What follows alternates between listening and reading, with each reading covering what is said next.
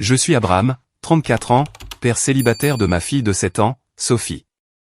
Il y a 5 ans, j'ai acheté ma maison d'enfance à mes parents, créant ainsi une stabilité pour nous après mon divorce.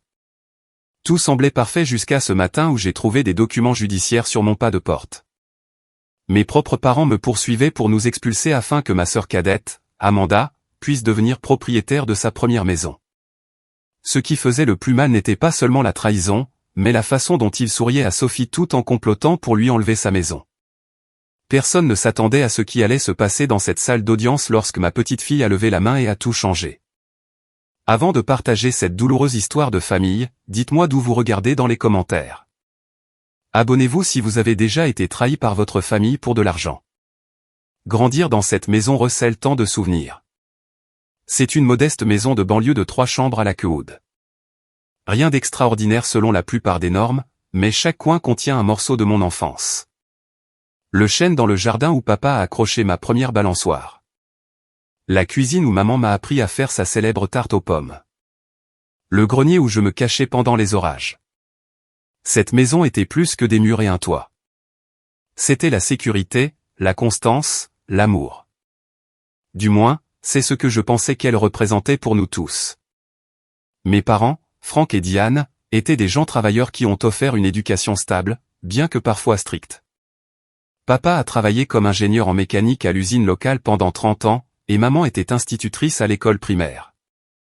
Ils n'étaient pas riches, mais nous n'avons jamais manqué du nécessaire. Ils semblaient incarner les valeurs familiales traditionnelles. Loyauté, honnêteté, la famille d'abord. Des mots qui ont maintenant un goût amer quand je les prononce. Ensuite, il y a ma sœur Amanda, de 3 ans ma cadette. Elle a toujours été l'enfant chéri. Quand je ramenais un B+, elle ramenait un A. Quand j'intégrais l'équipe junior, elle devenait capitaine de l'équipe. Ce n'est pas qu'elle était malveillante à ce sujet, du moins pas quand nous étions enfants. C'était simplement la dynamique familiale. J'étais le responsable qui devait savoir mieux faire. Elle était l'exceptionnel qui méritait des chances supplémentaires. Ta sœur est plus sensible, disait maman quand je me plaignais du traitement injuste. Tu es plus fort. Tu peux en supporter plus. J'ai accepté cette réalité. J'ai même trouvé de la fierté à être le fort. Mais je n'avais pas réalisé à quel point ces schémas allaient nous marquer jusqu'à l'âge adulte. Le début de ma vie d'adulte n'a pas été facile. J'ai épousé Jessica juste après l'université, probablement trop jeune à 23 ans. Nous avons eu Sophie quand j'avais 27 ans, et pendant un moment, les choses semblaient parfaites. Je construisais une carrière dans le dessin architectural. Jessica enseignait au lycée local, et Sophie était la lumière de nos vies. Mais les fissures dans notre mariage ont commencé à apparaître quand Sophie avait environ 3 ans. Les problèmes n'étaient pas dramatiques. Pas de liaison ou d'abus, juste une distance lente et croissante qu'aucun de nous ne savait comment combler. Après des mois de thérapie et d'essais pour faire fonctionner les choses, nous nous sommes séparés quand Sophie avait 4 ans. Le divorce a été finalisé 6 mois plus tard avec une garde partagée, mais Sophie vivait principalement avec moi car l'emploi du temps d'enseignante de Jessica était moins flexible. Durant cette période difficile, mes parents semblaient initialement soutenir la situation. Ils gardaient Sophie quand c'était nécessaire et écoutaient mes frustrations, mais il y avait toujours un sous-entendu de « on te l'avait bien dit » dans leur réconfort. Ils n'avaient jamais tout à fait approuvé Jessica, pensant qu'elle était trop indépendante pour la vie de famille. Pendant ce temps, Amanda avait déménagé à Chicago après l'université avec des rêves de réussite dans la publicité. Elle appelait à la maison avec des histoires grandioses de réunions clients et d'événements de réseautage, bien que j'ai appris plus tard que la plupart de tout cela était exagéré. Mes parents parlaient de ces aventures avec une telle fierté. Leur fille dans la grande ville, vivant la vie glamour qu'ils n'avaient jamais eue. Puis est venue l'opportunité qui a tout changé. Il y a environ 5 ans, mes parents ont décidé de réduire leur train de vie. Ils avaient trouvé un ranch de plein pied mieux adapté à leurs années de retraite et voulaient vendre la maison familiale. Le timing coïncidait avec mon besoin d'une situation plus stable pour Sophie après le divorce. « Pourquoi ne l'achètes-tu pas ?» a suggéré papa un dimanche au dîner. « On peut s'arranger sur un prix juste, et comme ça Sophie grandit dans une maison de famille. » L'offre semblait parfaite. Le marché immobilier dans notre région était en plein essor, et acheter directement à mes parents signifiait éviter les guerres d'enchères et les commissions immobilières. Nous nous sommes mis d'accord sur un prix de 220 000 $, en dessous de la valeur marchande, mais tout de même équitable. Comme je ne pouvais pas prétendre à un prêt hypothécaire conventionnel juste après le divorce, nous avons mis en place un arrangement de financement privé. L'accord était simple. Je leur ferai des paiements mensuels directement sur 15 ans avec un taux d'intérêt raisonnable. Nous avons fait rédiger les termes de base par un notaire, bien que ce ne soit pas un avocat spécialisé en immobilier, une décision que je regretterai profondément plus tard. Mon père a insisté sur le fait que nous n'avions pas besoin de gaspiller de l'argent en avocat quand la famille peut faire confiance à la famille. Ces mots me hantent maintenant. Pendant les 5 années suivantes, tout a bien fonctionné. J'ai effectué chaque paiement à temps, ajoutant parfois même un supplément lorsque je recevais des primes au travail. Sophie et moi nous sommes installés dans une routine. J'ai converti mon ancienne chambre d'enfant en son château de princesse, complet avec des murs lavande et des étoiles phosphorescentes au plafond. Nous avons planté un potager dans le jardin. Nous étions chez nous ici. Puis l'année dernière, tout a changé quand Amanda est revenue en ville. Sa carrière dans la grande ville s'était apparemment effondrée, bien qu'elle décrivait cela comme une recherche d'un meilleur équilibre vie-travail. Elle a emménagé temporairement chez mes parents en attendant de trouver ses marques. Au début, son retour ne semblait pas affecter ma situation. Nous nous retrouvions au dîner du dimanche dans la nouvelle maison de mes parents, où Amanda dominait la conversation avec des histoires sur Chicago, soigneusement éditées pour donner l'impression qu'elle était partie selon ses propres termes. J'ai remarqué ses regards insistants autour de ma maison quand elle visitait, commentant ce qu'elle ferait différemment avec l'espace, mais j'ai mis cela sur le compte de bavardages inoffensifs. Si seulement j'avais reconnu les signes avant-coureurs plus tôt. Cela a commencé un mardi ordinaire de septembre. Je venais de déposer Sophie à l'école et de rentrer à la maison pour prendre mon ordinateur portable avant d'aller au bureau. C'est là que j'ai remarqué l'enveloppe à l'aspect officiel glissée parmi les factures et les prospectus dans le courrier. L'adresse de l'expéditeur indiquait le tribunal du comté. Ma première pensée a été que cela pouvait être lié à mon divorce. Peut-être des papiers que Jessica avait besoin de mettre à jour. J'avais tort. Tellement tort. À l'intérieur se trouvait une assignation pour une audience d'expulsion. Les plaignants, Frank et Diane Miller, mes propres parents. Le document affirmait que j'étais substantiellement en retard sur les paiements et en violation de notre accord. Il stipulait qu'ils exerçaient leur droit de récupérer la propriété. Je l'ai lu 3 fois, convaincu que c'était une sorte d'erreur élaborée. J'ai immédiatement appelé mon père, mes mains tremblant en composant le numéro. « Papa, il doit y avoir une confusion. Je viens de recevoir des papiers du tribunal disant que vous essayez de m'expulser de la maison. » La pause avant qu'il ne réponde m'a tout dit. Ce n'était pas une erreur, Abraham. Nous ne voulions pas en arriver là, mais tu ne nous as pas laissé le choix, a-t-il dit, sa voix anormalement formelle. Tu n'as pas respecté les termes de notre accord. De quoi parles-tu? J'ai fait chaque paiement. J'ai les reçus, les relevés bancaires. Il y avait d'autres conditions, m'a-t-il interrompu. Les normes d'entretien de la propriété dont nous avons discuté et le calendrier de paiement a été ajusté l'année dernière, ce que tu as ignoré. Mon esprit s'emballait. Il n'y avait eu aucun ajustement à notre accord. Aucune discussion sur le changement des termes. La clause d'entretien dans notre accord original exigeait seulement que je maintienne la propriété en bon état, ce que j'avais absolument fait. Papa, c'est fou. Nous n'avons jamais changé aucun terme. J'ai besoin de parler avec toi et maman en personne à ce sujet. Nous partons en fait hors de la ville pour le week-end. Nous pourrons parler à notre retour, mais la date d'audience est fixée. Peut-être qu'il vaut mieux laisser le processus judiciaire gérer cela maintenant. Le ton dédaigneux dans sa voix était comme un coup physique. J'ai raccroché et j'ai immédiatement appelé ma mère, espérant qu'elle serait plus raisonnable. Au lieu de cela, son téléphone est allé directement sur la messagerie vocale. J'ai essayé Amanda ensuite, me demandant si elle savait ce qui se passait. Elle a répondu à la première sonnerie. Je me demandais quand tu appellerais, a-t-elle dit sans salutation. Amanda, sais-tu ce qui se passe? Maman et papa essaient de nous expulser, Sophie et moi, de notre maison. Ce n'est pas vraiment ta maison, n'est-ce pas? A-t-elle répondu. C'est leur maison qu'ils te laissent habiter tout en effectuant des paiements. Et honnêtement, Abraham, ils ont été plus que patients. C'est alors que les pièces du puzzle ont commencé à s'assembler. C'est à propos de toi, n'est-ce pas? Tu veux la maison? Son rire a confirmé mes soupçons avant ces mots. Écoute, je recommence à zéro ici après la situation à Chicago. J'ai besoin d'un endroit à moi. Et maman et papa sont d'accord pour dire que je mérite une chance de posséder ma première maison. Tu as eu tes opportunités. C'est mon tour maintenant. Mes opportunités. Amanda, j'ai acheté cette maison. Je la paie depuis 5 ans. Toute la stabilité de la vie de Sophie est ici. Ne sois pas si dramatique. Les enfants s'adaptent. Et techniquement, tu ne l'as pas encore acheté. L'acte est toujours au nom de maman et papa jusqu'à ce que tu l'aies payé complètement. Elle avait raison sur ce dernier point. Et cette réalisation m'a fait un creux à l'estomac. Dans notre arrangement de financement privé, l'acte de propriété ne serait transféré à mon nom qu'après le paiement final, qui était encore dans 10 ans. Légalement, il possédait toujours la maison. Après avoir raccroché avec Amanda, j'ai passé l'heure suivante à fouiller dans mes dossiers, sortant chaque document lié à l'achat de la maison. L'accord que nous avions signé était clair sur les montants et le calendrier des paiements, que j'avais suivi religieusement. Il n'y avait absolument aucune mention de termes ou conditions révisées. J'ai appelé la banque et demandé un historique complet de tous les paiements que j'avais faits à mes parents.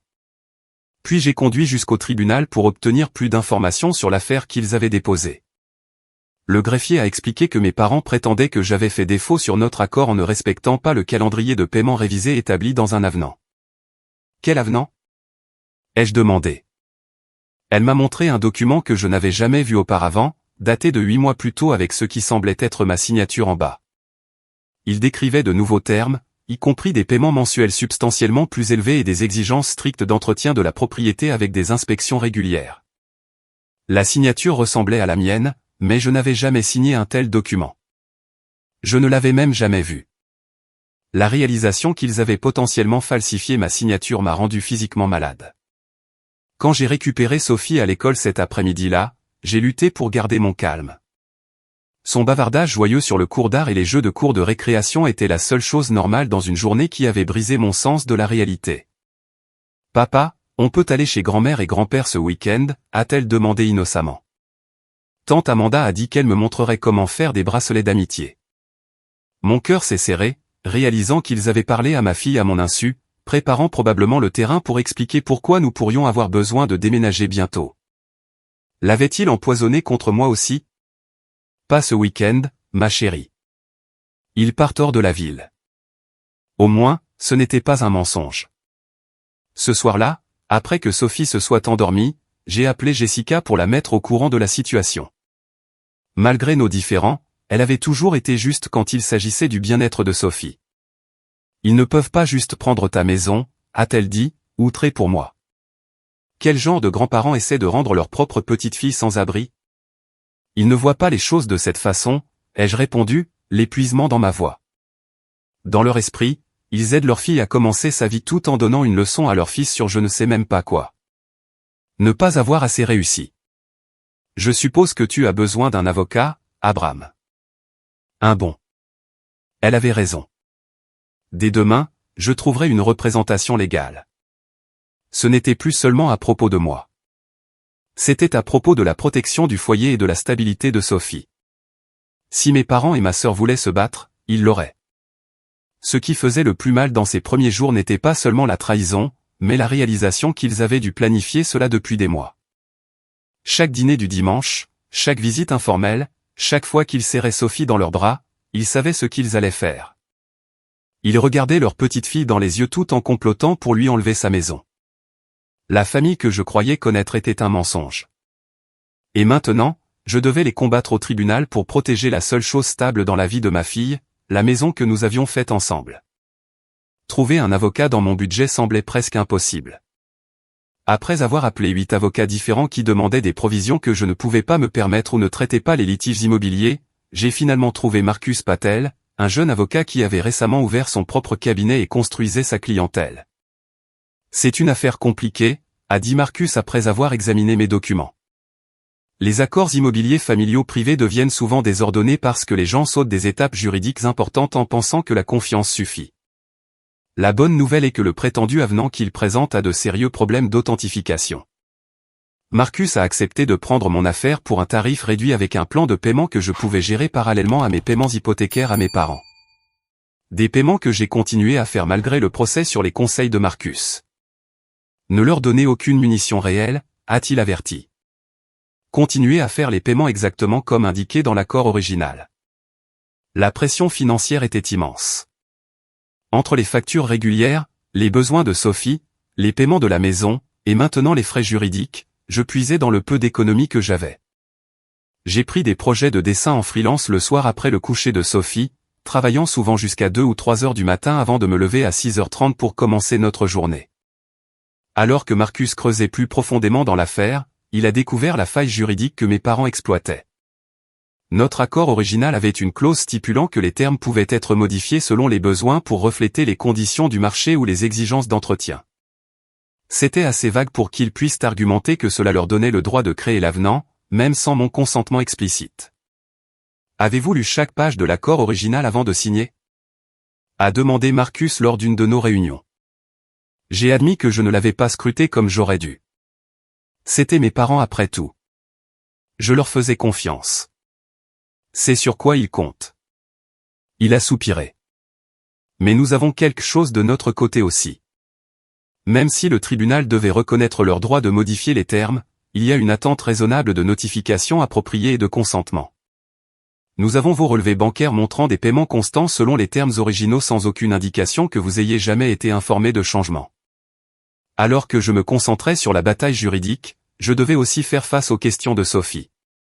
Elle était trop perspicace pour ne pas remarquer que quelque chose n'allait pas.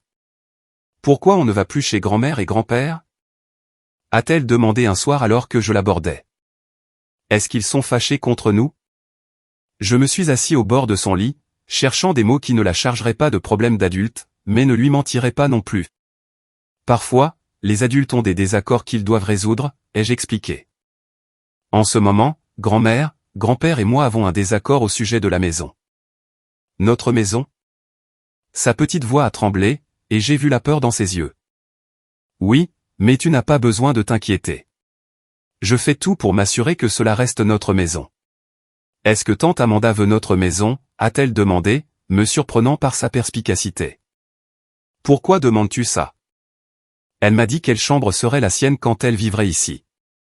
Elle a dit que je pourrais venir visiter et rester dans la petite chambre. Mon sang a bouilli à cette révélation. Ils avaient explicitement parlé à ma fille de leur plan, la préparant à notre expulsion. J'ai gardé une expression neutre pour Sophie, mais à l'intérieur, je bouillonnais. Peu importe ce que disent les autres, c'est notre maison, lui ai-je assuré en la serrant fort contre moi. Et je promets que je fais tout ce que je peux pour qu'il en reste ainsi. À l'approche de la date d'audience, la pression de la famille élargie a augmenté. Ma tante a appelé, disant qu'elle avait entendu les deux versions et pensait que j'étais déraisonnable. Ta sœur a besoin d'un nouveau départ, a-t-elle dit. Tu pourrais trouver un autre endroit. Sophie est jeune. Elle s'adaptera. Mon oncle a envoyé un message similaire. Tes parents vieillissent. Ce stress n'est pas bon pour eux. Pense à la famille dans son ensemble. Il est devenu clair que mes parents et Amanda avaient fait le tour de la famille, tissant un récit qui me présentait comme l'égoïste. Selon eux, je refusais de coopérer avec un simple changement d'accord qui bénéficierait à tout le monde. Ils ont commodément omis la partie sur la falsification de ma signature et la tentative d'expulser ma fille de 7 ans de sa maison. 2 semaines avant la date d'audience, Marcus et moi avons compilé toutes nos preuves, mes registres de paiement, relevés bancaires, l'accord original, et la documentation montrant l'état de la maison pour contrer toute allégation de négligence d'entretien. Nous avons également fait examiner la signature sur l'avenant par un expert en écriture, qui a fourni un rapport remettant en question son authenticité. Soyez prêts, m'a averti Marcus. Les affaires de droit de la famille deviennent laides. Ils vont dire des choses sur vous qui font mal. Ils vont évoquer chaque erreur que vous ayez jamais commise. Chaque lacune en tant que fils, père, tout ce qu'ils peuvent utiliser pour vous peindre comme irresponsable. J'ai hoché la tête, sentant déjà le poids de ce qui allait venir. Tant que Sophie garde sa maison, ils peuvent dire ce qu'ils veulent sur moi. La veille du dépôt de nos preuves, Amanda s'est présentée à ma porte à l'improviste. Sophie était chez Jessica pour sa visite régulière du week-end, donc j'étais seul. Il faut qu'on parle, a dit Amanda, me dépassant pour entrer dans la maison sans attendre d'invitation.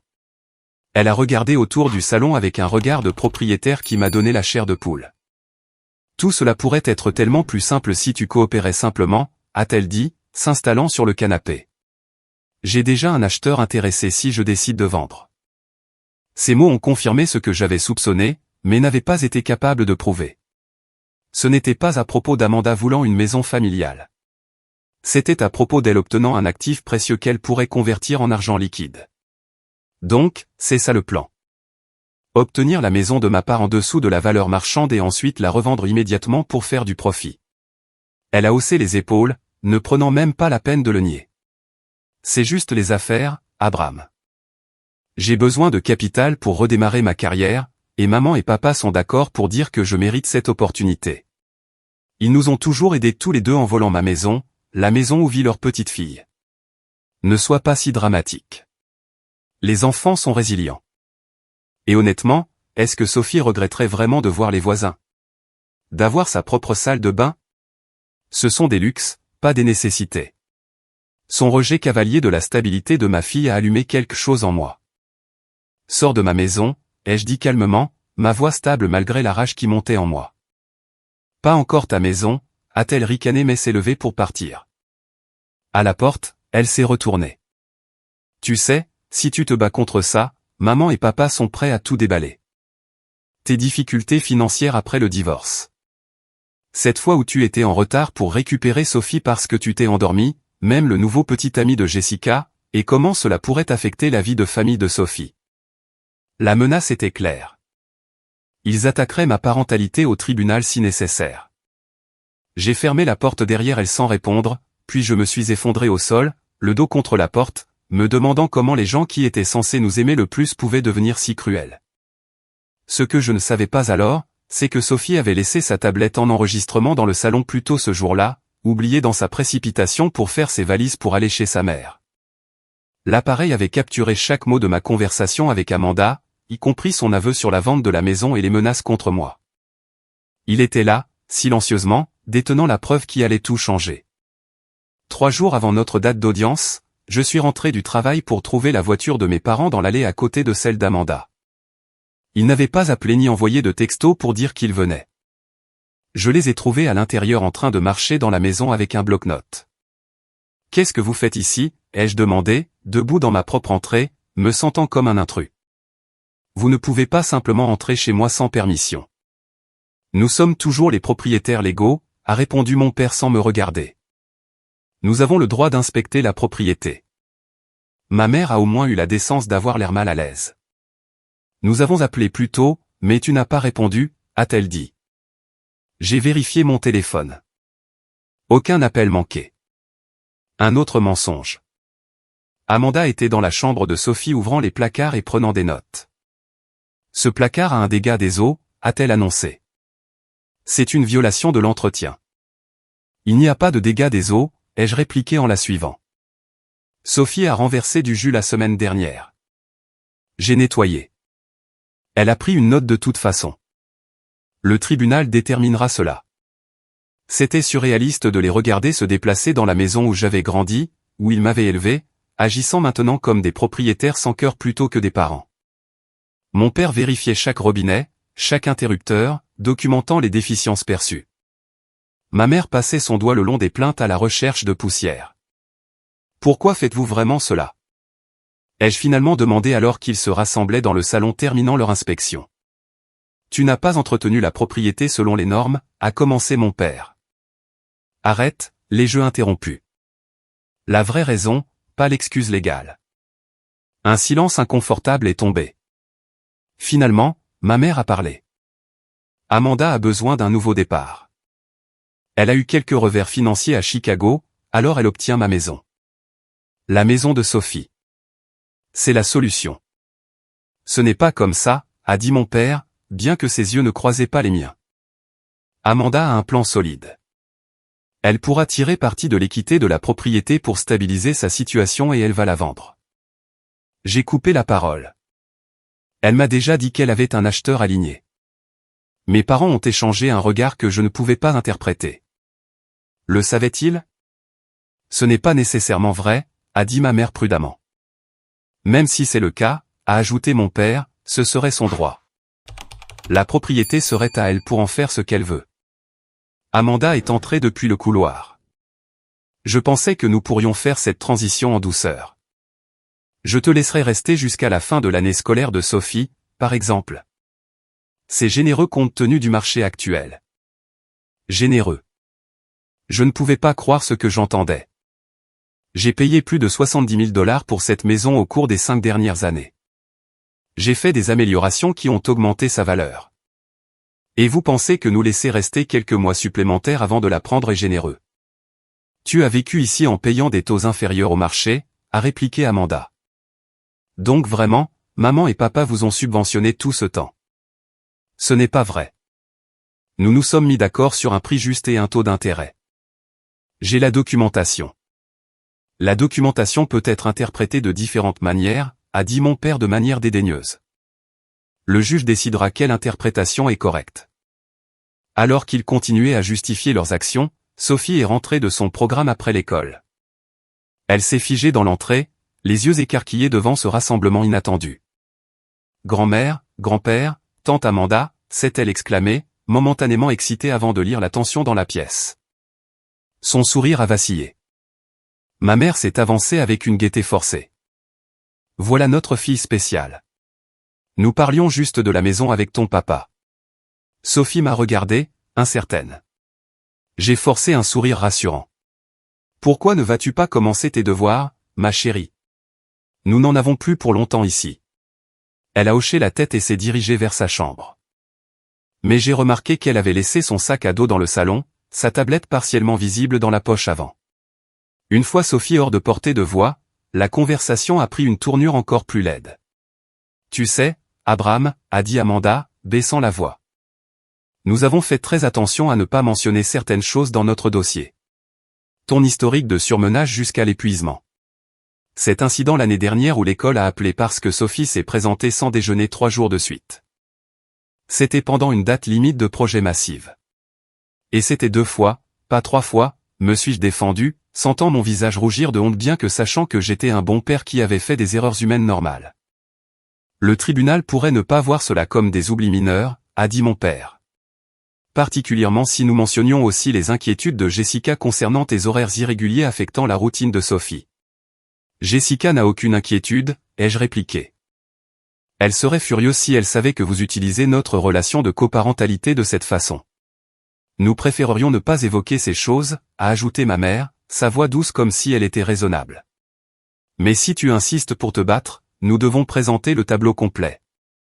Il menaçait d'attaquer ma parentalité pour gagner un litige immobilier. Mes propres parents. La stabilité de Sophie ne signifie rien pour vous, n'est-ce pas? Ai-je demandé, la réalisation me frappant pleinement. Vous la déracineriez. La traumatiseriez avec une bataille judiciaire sur l'aptitude de son père. Tout ça pour qu'Amanda puisse encaisser sur une maison qu'elle n'a pas payée. C'est injuste, a protesté ma mère. Nous aimons Sophie. Vous aimez l'idée d'elle, ai-je corrigé.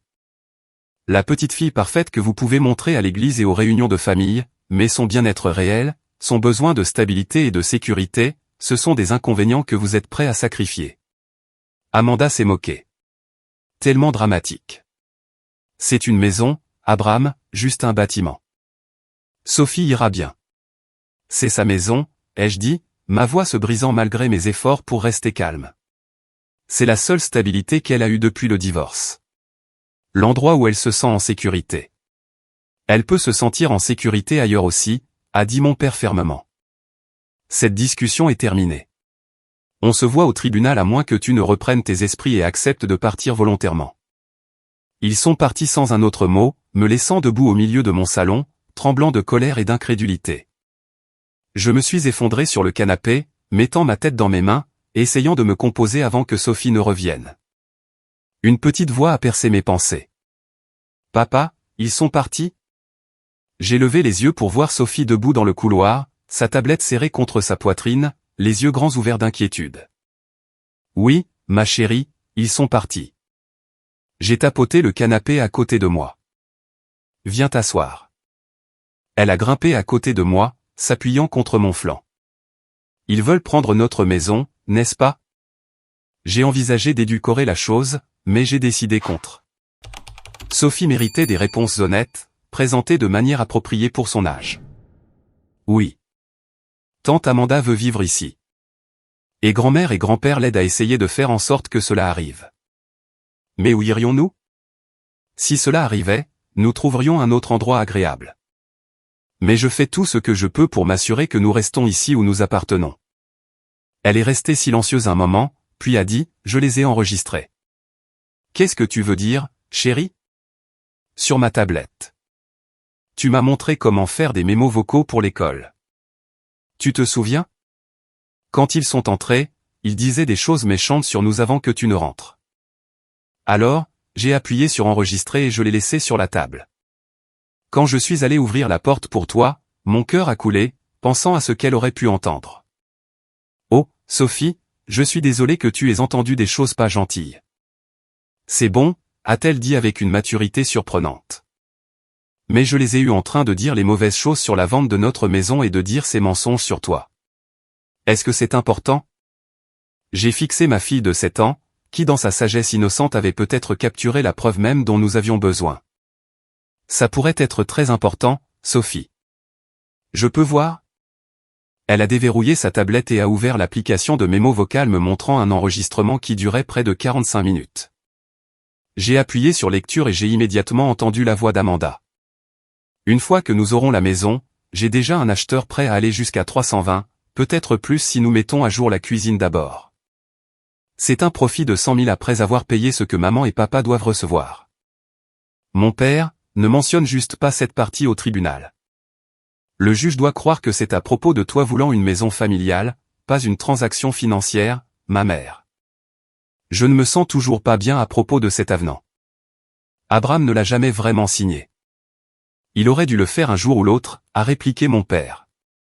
Cela ne fait qu'accélérer les choses. De plus, il a eu la maison en dessous de la valeur marchande pendant des années. C'est notre tour d'en bénéficier maintenant. L'enregistrement a continué, capturant leur inspection et la confrontation ultérieure après mon arrivée. Chaque mot accablant, chaque aveu, chaque menace, tout préservé par une enfant qui savait simplement distinguer le bien du mal mieux que les adultes qui m'avaient élevé. Ce soir-là, après que Sophie se soit endormie, j'ai appelé Marcus et lui ai parlé de l'enregistrement. Son excitation était palpable. Cela change tout, a-t-il dit. Cet enregistrement prouve leur intention de vous frauder et de frauder le tribunal. L'aveu concernant l'avenant falsifié suffirait probablement à lui seul à faire rejeter l'affaire. Pouvons-nous l'utiliser, ai-je demandé. Je ne l'ai pas enregistré, c'est Sophie qui l'a fait. À leur insu. C'est compliqué, a-t-il admis. Mais je pense que nous le pouvons. Dans cet état, enregistrer des conversations auxquelles vous êtes partie prenante et légale. Sophie était dans sa propre maison et a capturé des conversations se déroulant dans des zones communes. Je vais rechercher le précédent, mais je crois que c'est admissible. Pour la première fois depuis la découverte de cette enveloppe dans ma boîte aux lettres, j'ai senti une lueur d'espoir. Ma fille, dans sa simple compréhension de l'équité et de la vérité, avait peut-être sauvé notre maison. La veille du tribunal, je me suis assis au bord du lit de Sophie après l'histoire du soir, l'anxiété me rongeant l'estomac. As-tu peur pour demain, a-t-elle demandé, toujours perspicace. Un peu, ai-je admis. Mais avoir la vérité de notre côté aide beaucoup. Est-ce que je devrais parler au juge? Marcus s'était préparé à l'éventualité que Sophie puisse être interrogée sur l'enregistrement. Peut-être, ai-je dit.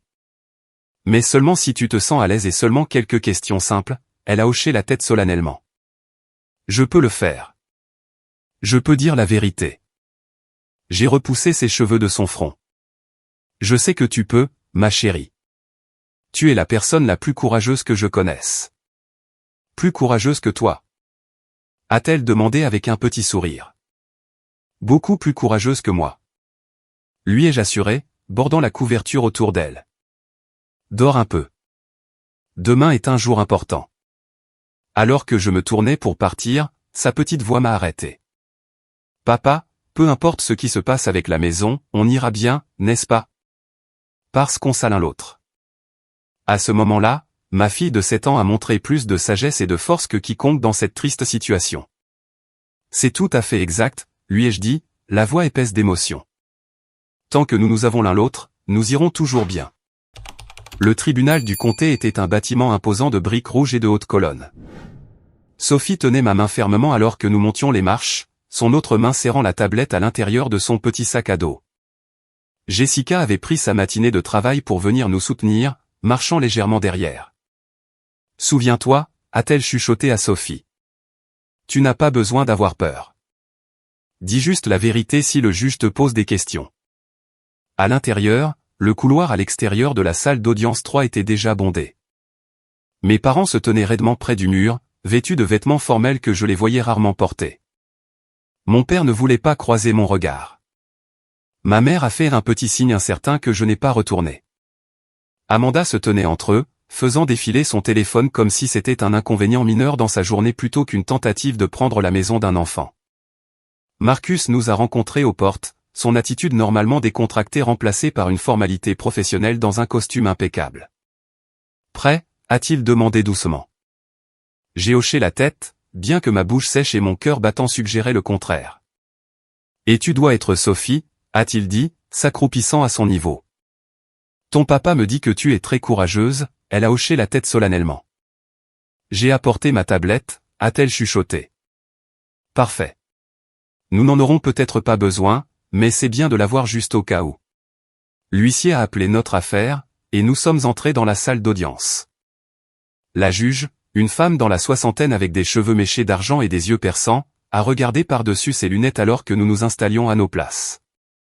L'avocat de mes parents, un homme poli dans un costume coûteux, a présenté leur cas en premier. Il a exposé un récit convaincant. Des parents généreux aidant leur fils en lui vendant la maison familiale en dessous de la valeur marchande, seulement pour qu'ils négligent la propriété et prennent du retard sur le calendrier de paiement révisé qu'ils avaient établi. De plus, votre honneur, a-t-il continué, les plaignants ont un autre enfant qui a maintenant besoin d'un logement stable. Ils exercent simplement leur droit légal de réutiliser leur actif pour aider leurs deux enfants équitablement. Marcus prenait des notes tout au long, me chuchotant occasionnellement des clarifications. Quand ce fut notre tour, il s'est approché de la barre d'un pas confiant. Votre honneur, cette affaire ne concerne pas l'entretien de la propriété ou les calendriers de paiement. Il s'agit d'une tentative de frauder mon client par le biais de documents falsifiés et de fausses déclarations. Monsieur Miller a effectué chaque paiement selon l'accord original à temps et parfois en excès du montant requis. Il a présenté mes relevés de paiement, relevés bancaires, et des photos montrant l'excellent état de la maison. Puis il a abordé le prétendu avenant. Mon client n'a jamais vu, discuté ou signé ce document. Nous avons un témoin expert qui remet en question l'authenticité de la signature. Mais plus important encore, nous avons la preuve que les plaignants eux-mêmes ont admis avoir créé cet avenant sans la connaissance ou le consentement de mon client. L'avocat de mes parents a objecté immédiatement. Votre honneur, aucune preuve de ce genre n'a été soumise au tribunal. Nous n'avons découvert cette preuve que récemment, a expliqué Marcus. Nous sommes prêts à la présenter aujourd'hui avec la permission du tribunal. La juge a considéré cela, puis a hoché la tête. Je vais l'autoriser. Avec la compréhension que l'avocat adverse a le droit d'examiner et de répondre, Marcus a hésité, me jetant un coup d'œil. Nous avions discuté de la manière de gérer l'enregistrement, décidant que laisser Sophie parler directement au juge pourrait être plus impactant que de simplement jouer l'audio. Votre honneur, la preuve a été capturée par la fille de 7 ans de Monsieur Miller, Sophie, qui est présente dans la salle d'audience aujourd'hui. Avec la permission du tribunal, elle aimerait s'adresser à vous directement au sujet de ce qu'elle a découvert. Mes parents et Amanda ont échangé des regards alarmés. Leur avocat avait l'air confus, clairement non préparé à ce développement. La juge a regardé Sophie, son expression sévère s'adoucissant légèrement. L'enfant est-elle à l'aise pour parler au tribunal? Elle l'est, votre honneur, a confirmé Marcus. La juge a hoché la tête. Je l'autorise. Sophie, voudrais-tu s'il te plaît avancer? Sophie a serré ma main une fois avant de marcher vers l'avant de la salle d'audience, ses petites épaules carrées avec détermination. L'huissier a ajusté le microphone à sa hauteur. Bonjour, Sophie, a dit la juge gentiment. Comprends-tu que tu dois dire la vérité dans cette salle d'audience? Oui, madame, a répondu Sophie clairement. Vas-y et dis-moi ce que tu aimerais partager. Sophie a pris une profonde inspiration. Puis-je vous montrer quelque chose que mon papa ne connaît pas, a-t-elle demandé, sa voix stable malgré la tension dans la pièce. La juge a semblé momentanément surprise, puis a hoché la tête. Tu peux. Sophie a ouvert son sac à dos et a sorti sa tablette. J'ai enregistré grand-mère et grand-père et tante Amanda dans notre maison quand ils sont venus. Ils disaient des choses méchantes et racontaient des mensonges. L'avocat de mes parents s'est levé immédiatement. Votre honneur, s'il s'agit d'un enregistrement fait sans consentement. C'était dans notre maison, a interrompu Sophie, son indignation surmontant sa nervosité. Ma maison? Et ils disaient qu'ils allaient nous l'enlever à moi et papa. La juge a levé la main pour faire taire l'avocat. J'aimerais entendre ce que Sophie a à dire. Se tournant vers Sophie, elle a demandé, pourquoi as-tu fait cet enregistrement, Sophie? Parce qu'ils étaient méchants et ne disaient pas la vérité. Mon papa dit toujours que la vérité est importante, même quand c'est difficile. La fierté a gonflé ma poitrine malgré la tension du moment. Puis-je le jouer pour vous? A demandé Sophie, son doigt planant au-dessus de l'écran. La juge a hoché la tête. Oui, tu peux. Sophie a appuyé sur lecture, et la voix d'Amanda a rempli la salle d'audience. Une fois que nous aurons la maison, j'ai déjà un acheteur prêt à aller jusqu'à 320, peut-être plus si nous mettons à jour la cuisine d'abord. C'est un profit de 100 000 après avoir payé ce que maman et papa doivent recevoir. La voix de mon père a suivi. Ne mentionne juste pas cette partie au tribunal. Le juge doit croire que c'est à propos de toi voulant une maison familiale, pas une transaction financière. Puis l'aveu hésitant de ma mère. Je ne me sens toujours pas bien à propos de cet avenant. Abraham ne l'a jamais vraiment signé. Des halètements et des murmures ont parcouru la salle d'audience. J'ai regardé les visages de mes parents se vider de leur couleur. Amanda fixait droit devant elle, la mâchoire serrée. Leur avocat avait l'air de vouloir disparaître.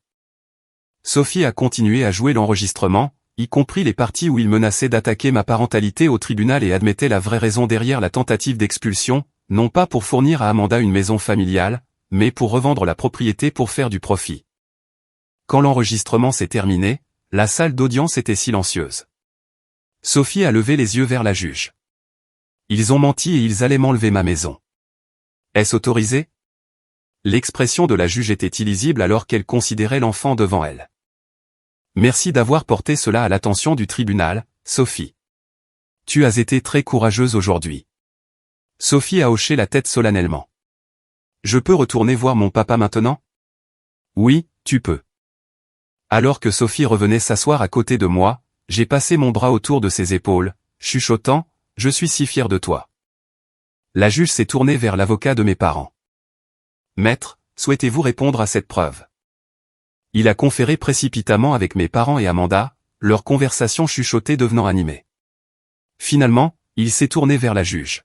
« Votre honneur, à la lumière des nouvelles preuves, mes clients souhaiteraient demander une brève suspension pour discuter de ces nouvelles informations.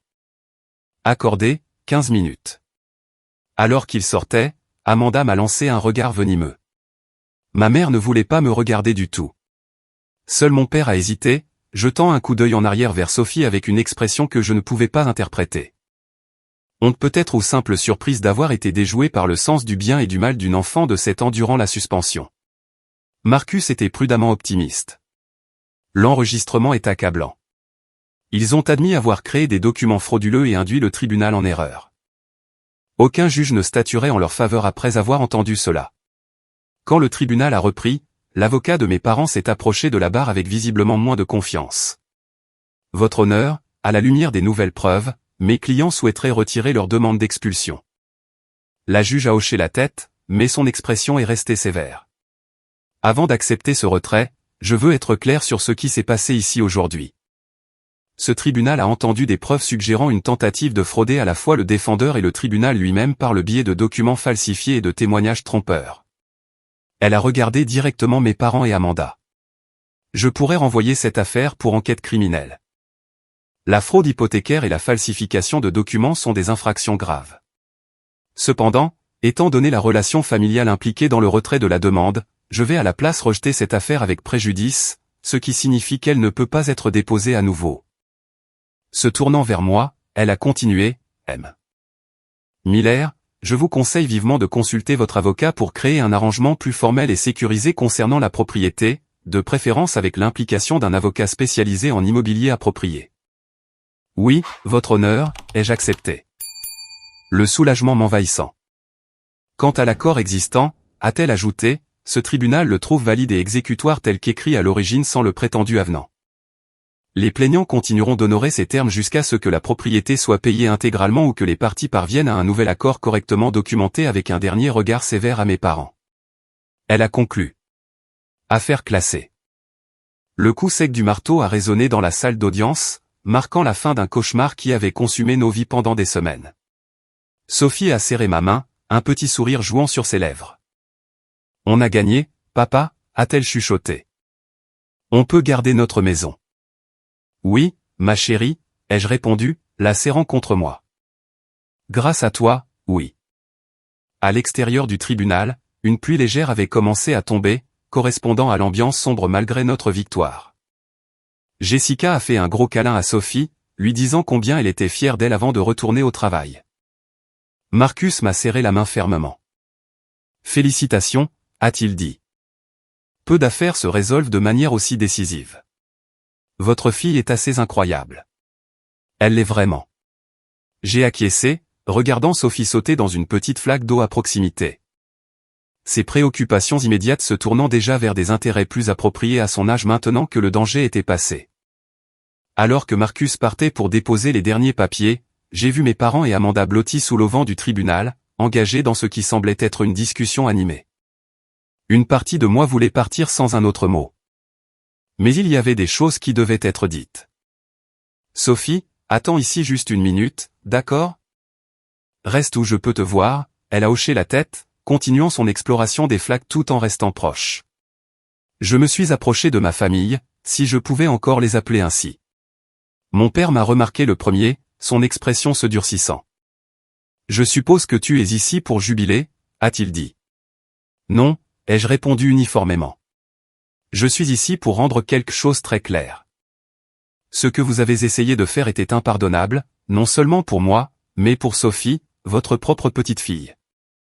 Nous n'avons jamais voulu faire de mal à Sophie, a commencé ma mère, sa voix implorante. Nous voulions seulement enlever la seule maison qu'elle a connue depuis le divorce. J'ai fini pour elle. Mentir au tribunal, falsifier des documents, menacer ma réputation de père. Dites-moi exactement quelle partie n'était pas destinée à nous faire du mal. Amanda s'est avancée, les yeux flamboyants. Tu n'avais aucun droit de nous enregistrer sans permission. C'est illégal. En fait, dans cet état, c'est parfaitement légal d'enregistrer des conversations dans votre propre maison, ai-je contré. De plus, je ne vous ai pas enregistré, c'est Sophie qui l'a fait. Une enfant de 7 ans qui a reconnu la malhonnêteté mieux que ses propres grands-parents et tantes. Ce n'est pas fini, a sifflé Amanda. Tu as tout gâché. Sais-tu à quel point j'avais besoin de cet argent? Tes problèmes financiers ne sont pas ma responsabilité, ai-je répondu. Et certainement pas celle de Sophie. Si tu avais besoin d'aide, il y avait 1000 meilleures façons de la demander que d'essayer de voler notre maison. Mon père a mis sa main sur l'épaule d'Amanda, la faisant taire.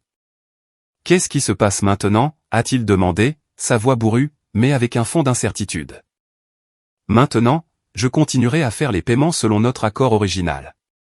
Mais notre relation est une autre affaire. J'ai besoin de temps pour traiter ce que vous étiez prêt à nous faire. Vous ne pouvez pas garder Sophie loin de nous, a dit ma mère, sa voix tremblante. Nous sommes ses grands-parents. Je ne vais pas utiliser Sophie comme une arme comme vous avez essayé d'utiliser la maison, lui ai-je assuré. Mais tout contact sera supervisé, au moins pour le moment. Elle a besoin de temps pour comprendre pourquoi les gens qui auraient dû l'aimer ont essayé de lui enlever sa maison. Nous l'aimons vraiment, a insisté ma mère. L'amour n'est pas juste un sentiment, maman. Ce sont des actions. Et vos actions ont montré exactement où Sophie et moi nous situons pour vous. Quelque part en dessous de la commodité financière d'Amanda. Je me suis tourné pour partir, puis j'ai fait une pause. Encore une chose. Si l'un de vous menace à nouveau ma maison ou ma relation avec ma fille, je n'hésiterai pas à utiliser cet enregistrement pour une ordonnance de restriction. J'espère que nous sommes clairs. Sans attendre de réponse, je suis retourné vers Sophie, lui ai pris la main et l'ai conduite à la voiture. Dans le rétroviseur, je pouvais voir mes parents et ma sœur toujours debout sous la pluie, paraissant plus petits, en quelque sorte diminués par la vérité de ce qu'ils avaient essayé de faire.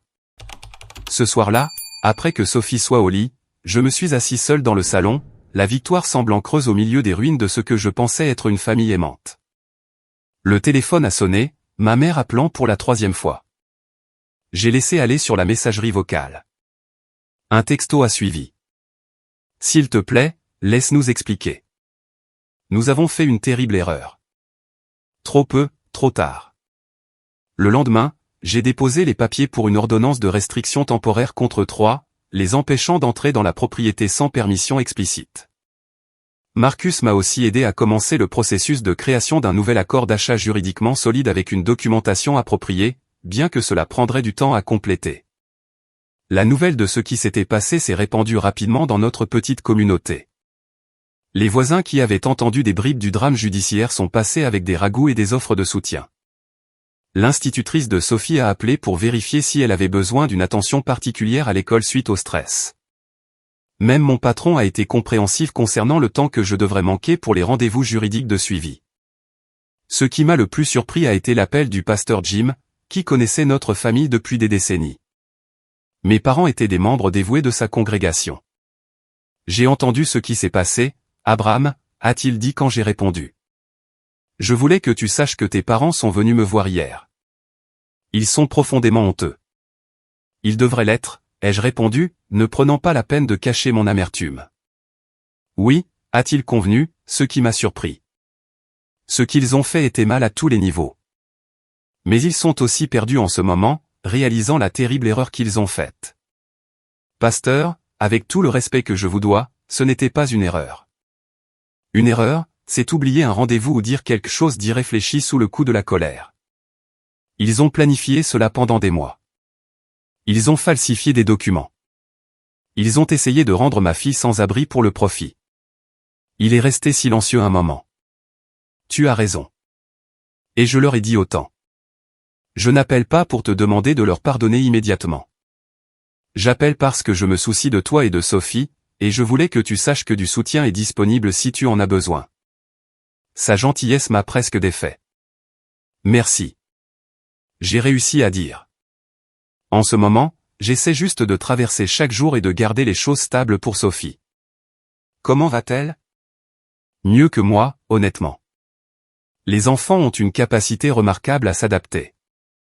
Elle sait que quelque chose de grave s'est passé, mais elle se concentre sur le fait que nous pouvons rester dans notre maison. La trahison plus profonde ne s'enregistre pas encore complètement, et avec toi comme père, elle apprendra comment traiter cela de manière saine le moment venu, m'a-t-il assuré. Après avoir raccroché, je me suis retrouvé sur le porche arrière à fixer le chêne où mon père avait accroché ma balançoire quand j'étais enfant. Le souvenir semblait souillé maintenant, comme tant d'autres. Serais-je un jour capable de regarder cette maison à nouveau sans penser à leur trahison? Sophie m'a trouvé là, sortant en pyjama après avoir terminé sa routine du coucher. Papa, tu es triste, a-t-elle demandé, s'appuyant contre mon genou. Un peu, ai-je admis. Mais aussi très fier de toi. Est-ce que grand-mère et grand-père vont revenir un jour? J'ai choisi mes mots avec soin. Pas avant un moment. Ils ont fait de très mauvais choix qui nous ont blessés. Et nous avons tous besoin de temps pour réfléchir à ce qui s'est passé. Elle a considéré cela, son petit visage sérieux. Ils ont eu tort d'essayer de prendre notre maison. Oui, ils ont eu tort. Et ils ont eu tort de dire des choses méchantes sur toi. Tu es le meilleur papa. Ma gorge s'est serrée. Merci, ma chérie. Je peux demander autre chose? Tout ce que tu veux. On peut peindre ma chambre en violet maintenant puisqu'on reste? Sa question simple et tournée vers l'avenir a brisé le charme de la mélancolie. C'était ce qui comptait. Construire notre vie ensemble, faire de cette maison vraiment la nôtre de toutes les manières qui comptaient. Absolument, ai-je promis. Ce sera violet. Dans les semaines qui ont suivi, nous avons commencé à établir de nouvelles routines et limites.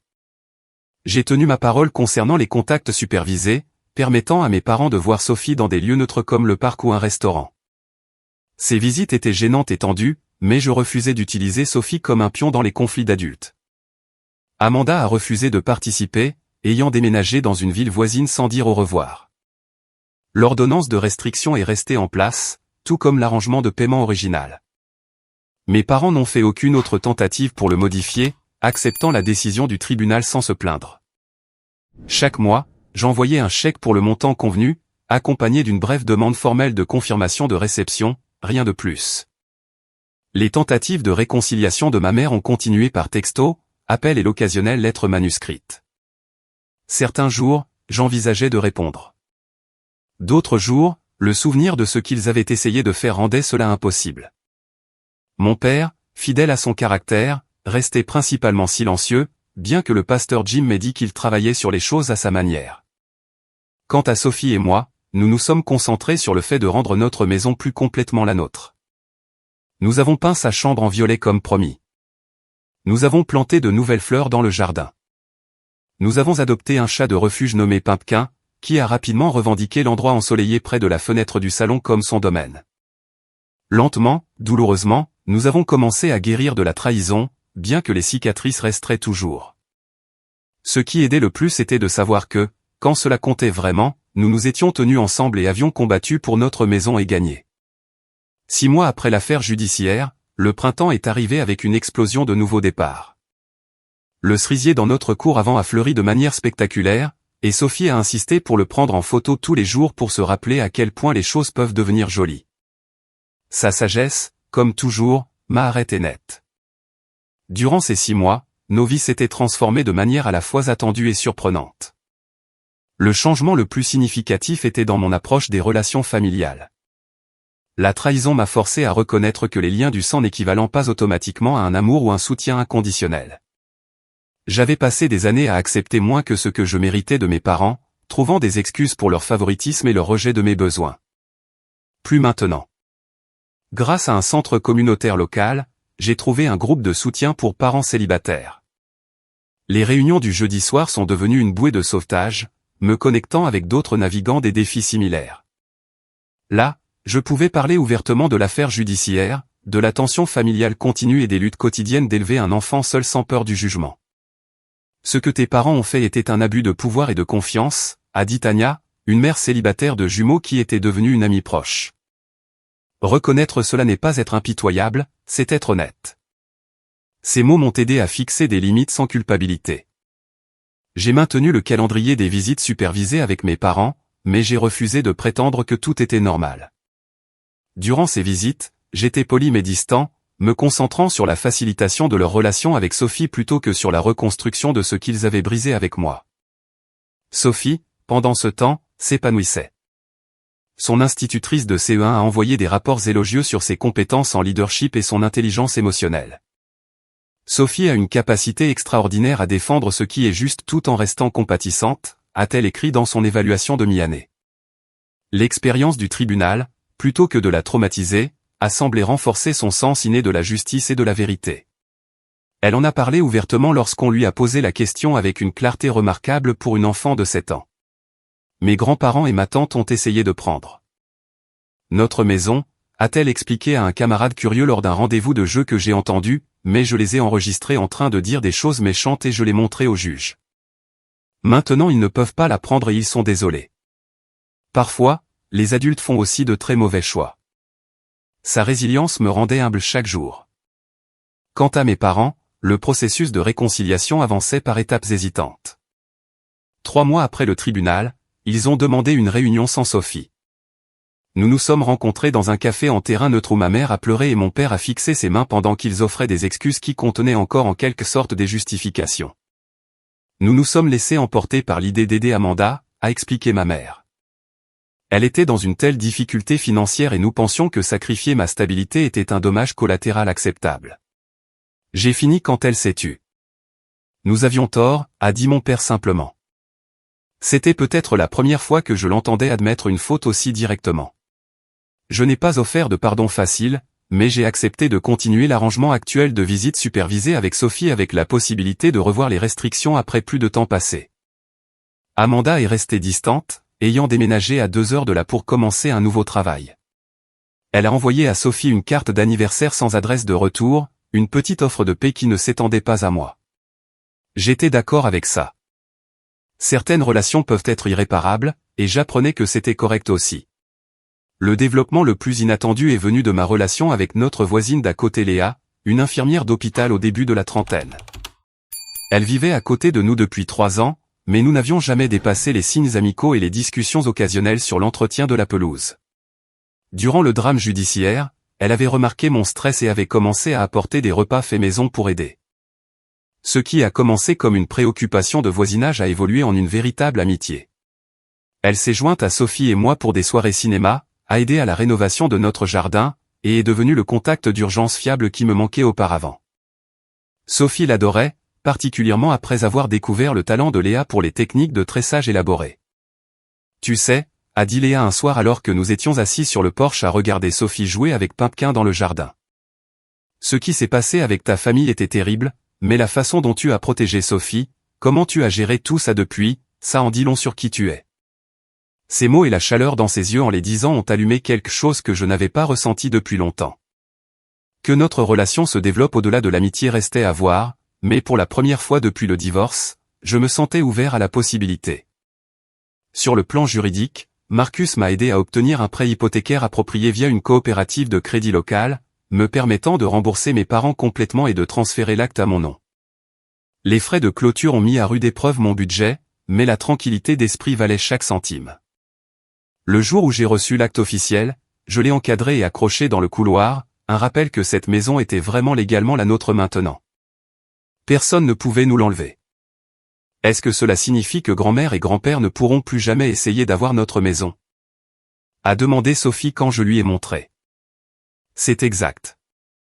C'est officiellement à nous maintenant. 100%. Elle a étudié le document. Sérieusement. Bien, parce que j'aime notre maison. Moi aussi, ma chérie. Pour célébrer cette étape, nous nous sommes lancés dans un projet de rafraîchissement de toute la maison. Rien d'extravagant. De la peinture fraîche, quelques nouveaux meubles, réarranger les espaces pour mieux convenir à nos besoins. Avec chaque changement, la maison ressemblait moins à l'endroit où j'avais grandi et plus à la maison que Sophie et moi avions créée ensemble. Mon ajout préféré était un grand mur de liège dans la cuisine où Sophie affichait ses œuvres d'art et où j'épinglais des avis importants et des souvenirs. Parmi ceux-ci se trouvait une citation que j'avais trouvée et qui résonnait profondément. La famille n'est pas une question de sang. C'est qui est prêt à vous tenir la main quand vous en avez le plus besoin. Un samedi ensoleillé de mai, 6 mois et 2 semaines après l'affaire judiciaire, mes parents sont venus pour leur première visite non supervisée chez nous depuis l'incident. C'était un pas timide vers un nouveau type de relation. Pas un retour à ce qui était, mais peut-être le début de quelque chose de plus sain. Alors qu'ils admiraient les changements que nous avions apportés à la maison, complimentant la chambre violette de Sophie et le jardin florissant, je les regardais avec des yeux clairs. C'étaient des gens imparfaits qui avaient commis une terrible erreur, poussés par des priorités mal placées et de vieux schémas. Je ne leur ferai plus jamais entièrement confiance, mais peut-être pourrions-nous construire quelque chose de nouveau sur les cendres de ce qui avait été perdu. Vous avez fait de cet endroit le vôtre, a observé mon père alors que nous traversions le salon avec son nouvel arrangement et ses couleurs. Oui, j'ai acquiescé. C'est exactement ce que nous avons fait. Plus tard, après leur départ et alors que Sophie m'aidait à préparer le dîner, elle a posé une question qui montrait une fois de plus sa perception remarquable.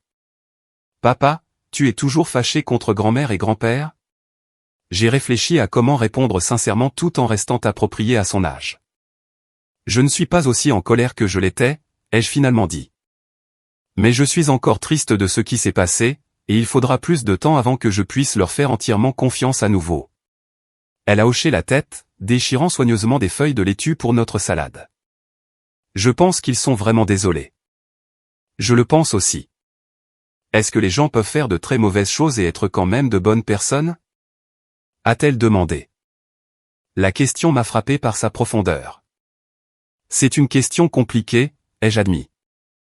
Je pense que les gens sont un mélange de bons et de mauvais choix. Un très mauvais choix ne rend pas quelqu'un tout mauvais pour toujours.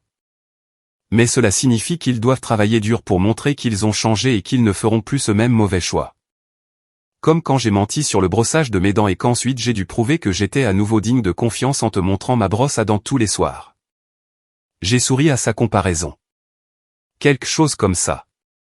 Oui, juste à une échelle beaucoup plus grande.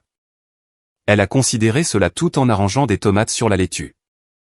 Je pense que nous devrions leur donner une chance de prouver qu'ils sont à nouveau dignes de confiance. Pas avec notre maison, mais avec d'autres trucs. Je pense que tu as raison. J'ai accepté. Et c'est exactement ce que nous faisons. Ce soir-là, après avoir bordé Sophie, je me suis assis sur le porche arrière avec une tasse de café. Réfléchissant au voyage de l'année passée, la trahison avait brisé ma compréhension de la famille. Mais à partir de ces morceaux brisés, Sophie et moi avions créé quelque chose de plus fort.